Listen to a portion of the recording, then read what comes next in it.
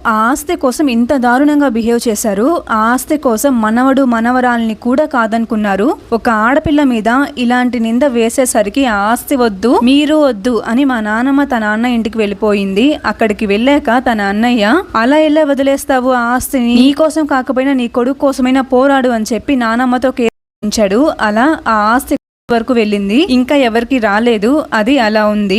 నానమ్మ తన అన్న ఇంటికి వెళ్ళాక ఒక 10 days ఉనిందో లేదో తన వదిన మొహం మీదనే తిట్టడం స్టార్ట్ చేసింది. అది కూడా అన్నకి తెలియకుండా. వచ్చి 10 రోజులైంది. ఏ ధైర్యంతో మీ అత్త వాళ్ళ ఇంటిని వదిలిపెట్టి పంది తన పిల్లల్ని వేసుకుని గుంపుగా వచ్చినట్లు నువ్వు నీ పిల్లల్ని తీసుకుని నా ఇంటికి వచ్చావు? అసలు ఎప్పుడు వెళ్తావు, ఎక్కడికి వెళ్తావు, ఏమైనా ఆలోచన ఉందా లేదా? ఇక్కడే ఉండిపోదాం అనుకుంటున్నావా?